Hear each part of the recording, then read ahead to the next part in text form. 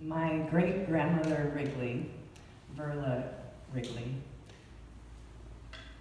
smells like 80 acres of sagebrush. She smells like her fingernails. There's soil from the Magic Valley of southern Idaho, and like the best fried egg you've ever tasted.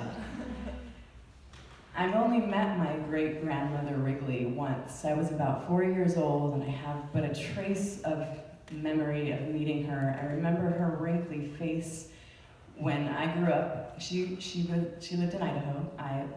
My life happened, and I was raised in Alaska. When I saw mud flats on the Cook Inlet, I saw the mud, and it looked like the face of my great-grandmother Wrigley. It was a little trace reminding me that I had a grandmother Wrigley.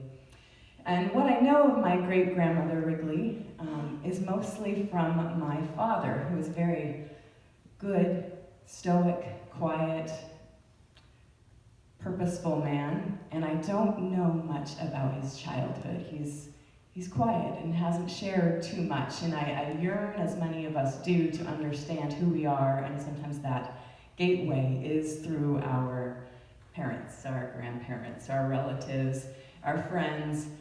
And so I always have this hunger to understand my father and my great-grandmother. And that is its peace. So time passes, and I go to Idaho to visit my aunt and uncle that live in a different part of Idaho. It's my Aunt Corinne. I think the world of her. I'm the primary breadwinner in my family, and my aunt is a working mom, and she was a good exemplar to me from the time when I was little. And so I just have that reverence for her. And I was just talking to her and telling her that the struggles of life that we have day to day, I was feeling angst and concern for my sweet daughter, Sunny, and hoping she would find her way. It seems that Sunny, her way is not my way. It's different, as we all take our own paths. Sunny is more. She has all the talents and skills I have, but more.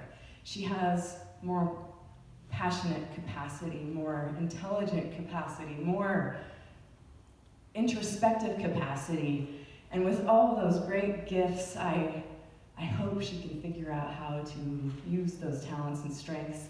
And as I watch her, I worry and I celebrate. And I told my aunt this, that I was worried about her and wished I knew what to do to support and love her the exact way that she needed to be loved. She didn't give me advice, but what she told me was, in reverence, she'll find her way. She has ancestors on the other side that are helping her as well. It is not only up to you to clear her path and help her find her way. And that gave me a strength. I found it ironic that Sunny, my daughter, doesn't quite understand the hunger that I have for knowing my relatives. She asked me once why I care so much about my relatives, and I suppose that one has to come across that meaning on their own time and on their own terms. As I tried to explain it to her, she looked at me and didn't register the same feelings that I had, and that is wonderful.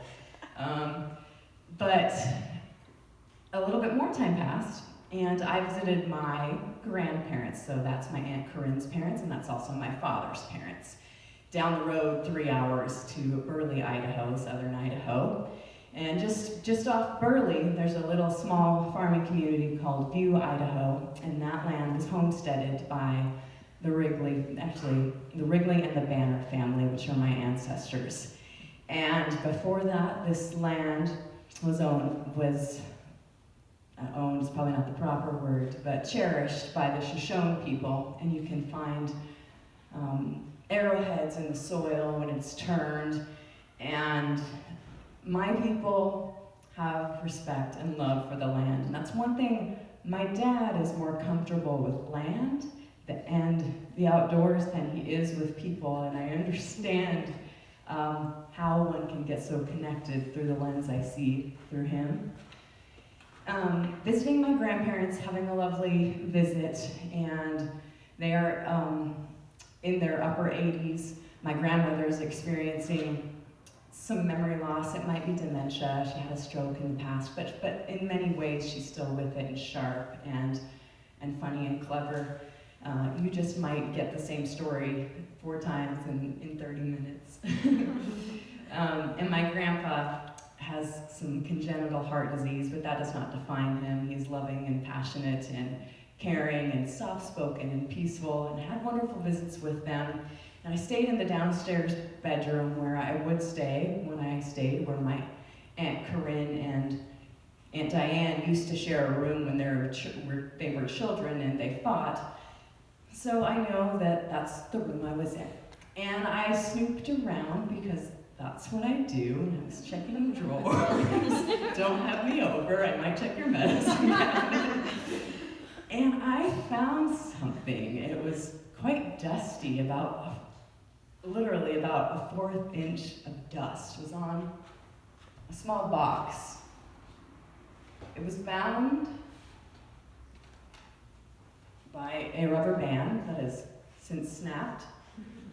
I smell the rubber still.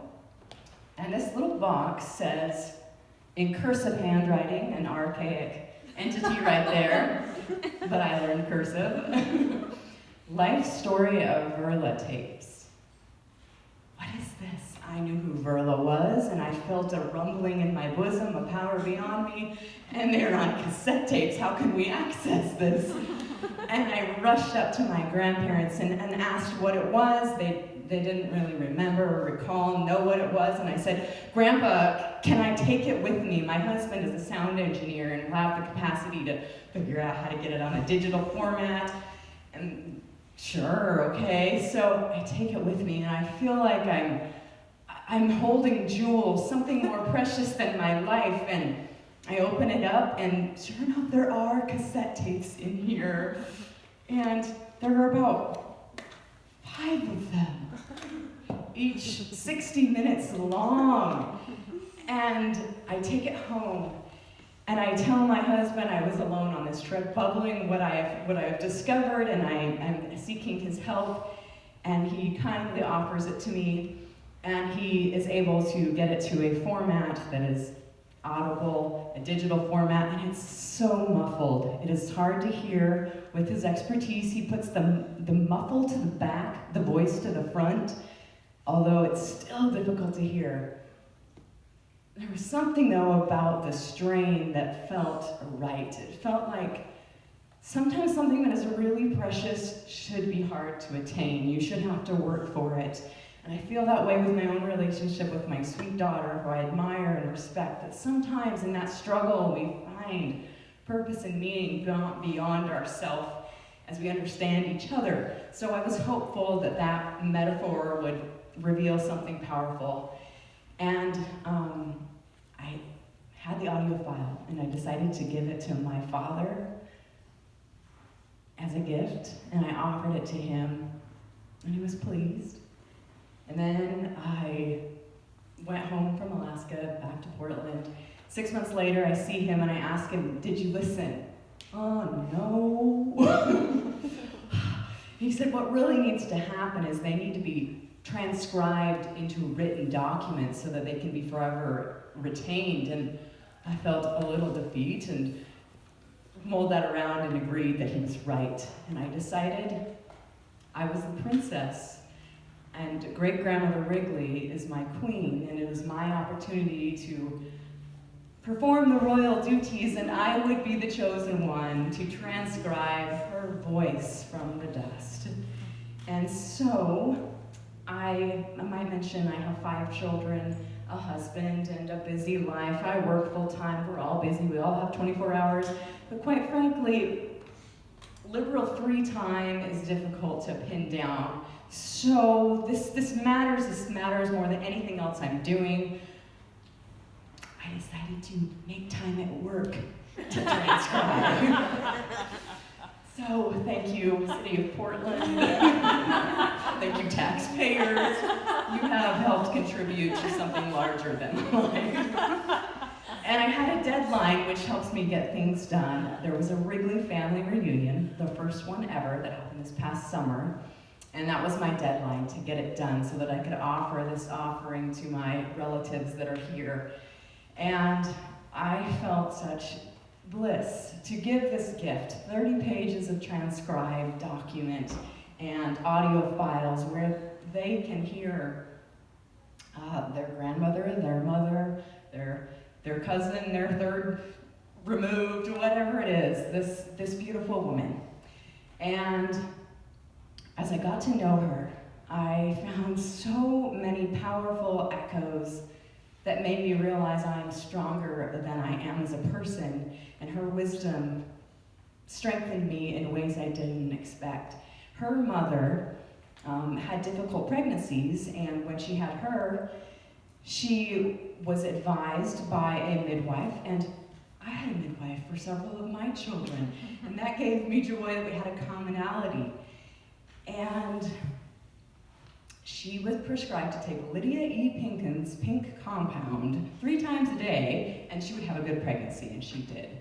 And I was prescribed by my naturopath on my 3rd baby, when I felt like I was having an almost mental breakdown, to walk barefoot in the woods, and I did it, and it worked. So I think we should listen to those who advise us when the time is right. Another story, my great-grandmother Wrigley had, often on their farm country, they would have comers and goers. This was in the Depression time, and a stranger came to their house asking for food. She let him in with no hesitation, and he had a palsy, a shake, and it was so bad that he could not feed himself. He would shake and he couldn't get the food into his mouth. And she compassionately spoon-fed him for that meal and sent him on his way. And I realized I have yet to gain compassion like her, and I hope that I can. When she was 5 months pregnant with her first son, she contracted typhoid fever, and when she did, that fever ravaged her body, and the doctor advised that she have an abortion. She opted not to with her midwife mother, and that choice she made had a toll on her body, and she birthed the child. He was whole, everything was fine, but her body was ravaged, and she never walked a normal step again in her life. And I am strengthened to know the sacrifices she made, and in that wisdom, and I shared that at the Wrigley family reunion, my second cousin raised his hand and said, who was that? Well, who was the son that was born? It was his father. He didn't know that story, and I was so thankful that I could be a voice to share those stories that would add meaning to all of these folks' lives. And I'm reminded how wonderful it is to gain wisdom from our ancestors. Thank you.